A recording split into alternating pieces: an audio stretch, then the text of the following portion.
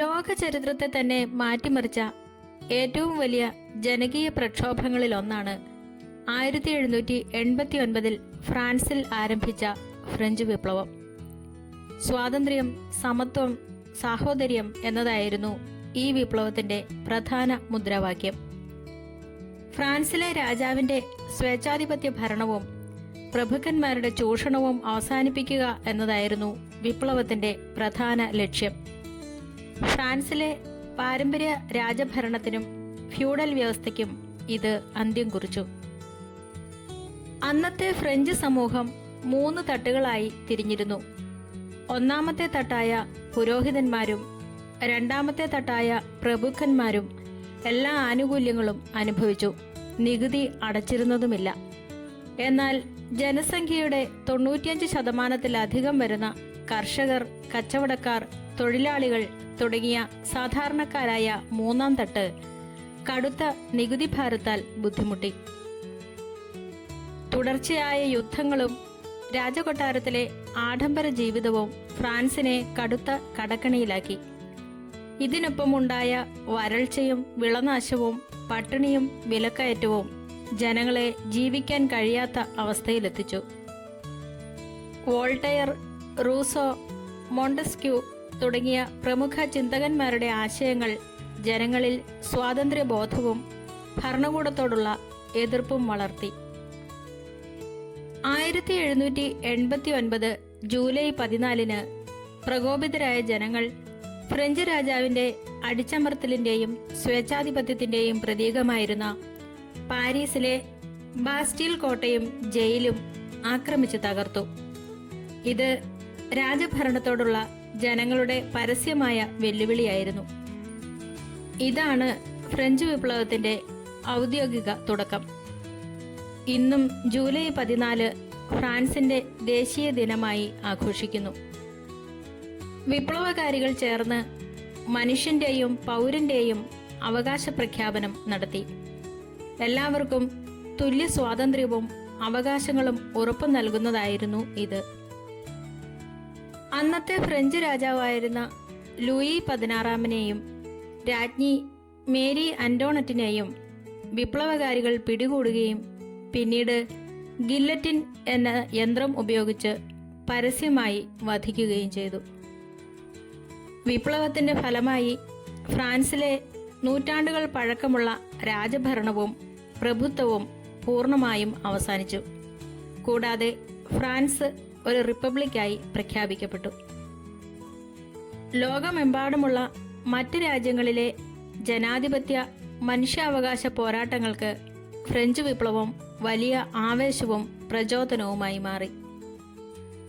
വിപ്ലവാനന്തരമുണ്ടായ രാഷ്ട്രീയ അസ്ഥിരതകൾക്കൊടുവിൽ Napoleon Bonaparte ഫ്രാൻസിന്റെ അധികാരത്തിലെത്താൻ ഇത് വഴിയൊരുക്കി.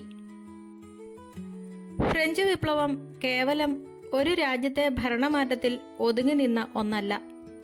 അത് അതുവരെ ലോകത്തുണ്ടായിരുന്ന രാഷ്ട്രീയ വ്യവസ്ഥകളുടെ അടിത്തറ ഇളക്കുകയും ആധുനിക രാഷ്ട്രീയത്തിന് രൂപം നൽകുകയും ചെയ്തു.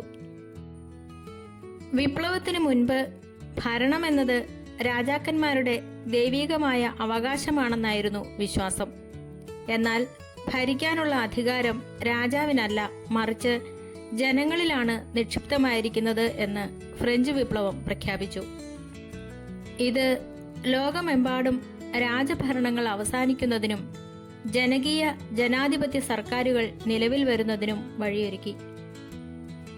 വിപ്ലവത്തിന്റെ ഭാഗമായി പ്രഖ്യാപിക്കപ്പെട്ട മനുഷ്യന്റെയും പൗരന്റെയും അവകാശ പ്രഖ്യാപനം ആധുനിക മനുഷ്യാവകാശ നിയമങ്ങളുടെ ആദ്യ രൂപമാണ്. നിയമത്തിന് മുന്നിൽ എല്ലാവരും തുല്യരാണെന്ന ചിന്തയും വ്യക്തിസ്വാതന്ത്ര്യം, മതസ്വാതന്ത്ര്യം, അഭിപ്രായ സ്വാതന്ത്ര്യം എന്നിവ ഭരണകൂടം ഉറപ്പു നൽകണമെന്ന ആശയവും രാഷ്ട്രീയത്തിന്റെ മുഖ്യധാരയിലേക്ക് വന്നത് ഫ്രഞ്ച് വിപ്ലവത്തോടെയാണ്. ഇന്ന് നമ്മൾ രാഷ്ട്രീയത്തിൽ ഉപയോഗിക്കുന്ന ഇടതുപക്ഷം, വലതുപക്ഷം എന്നീ വാക്കുകൾ ഉണ്ടായത് ഫ്രഞ്ച് വിപ്ലവ കാലത്താണ്. ഫ്രഞ്ച് നാഷണൽ അസംബ്ലിയിൽ മാറ്റങ്ങളെയും വിപ്ലവത്തെയും അനുകൂലിച്ച തീവ്ര ചിന്താഗതിക്കാർ സഭയുടെ ഇടതുഭാഗത്തും പഴയ പാരമ്പര്യങ്ങളെയും രാജഭരണത്തെയും അനുകൂലിച്ച മിതവാദികൾ വലതുഭാഗത്തും ഇരുന്നിരുന്നു. ഈ രാഷ്ട്രീയ വിഭജനം ഇന്നും ലോകമെമ്പാടും തുടരുന്നു. രാഷ്ട്രീയത്തിൽ നിന്നും ഭരണത്തിൽ നിന്നും മതപുരോഹിതന്മാരുടെ അനാവശ്യ ഇടപെടലുകളെ വിപ്ലവം പൂർണ്ണമായി ഒഴിവാക്കി. ഭരണകൂടവും മതവും വേറിട്ട് നിൽക്കണം എന്ന മതേതരത്വ ആശയം വിപ്ലവാനന്തരം ശക്തമായ രാഷ്ട്രീയ ചർച്ചയായി മാറി. ഒരു രാജ്യം എന്നാൽ അവിടുത്തെ രാജാവല്ല, മറിച്ച് ഒരേ സംസ്കാരവും ചിന്താഗതിയുമുള്ള അവിടുത്തെ ജനങ്ങളാണ് എന്ന ദേശീയ ബോധം യൂറോപ്പിലാകെ പടരാൻ വിപ്ലവം കാരണമായി. ഇത് പിൽക്കാലത്ത് ലോകത്തിന്റെ വിവിധ ഭാഗങ്ങളിൽ കോളനി ഭരണത്തിനെതിരെയുള്ള സ്വാതന്ത്ര്യ സമരങ്ങൾക്ക് ഊർജം പകർന്നു.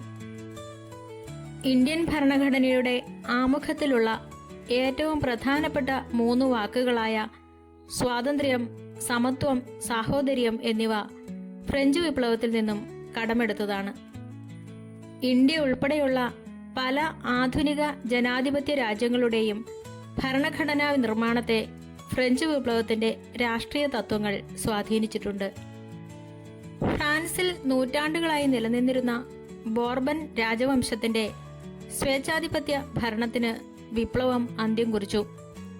ലൂയി 16 രാജാവിനെ വധിക്കുകയും ഫ്രാൻസിനെ ഒരു റിപ്പബ്ലിക് അഥവാ ജനകീയ ഭരണകൂടം ആയി പ്രഖ്യാപിക്കുകയും ചെയ്തു.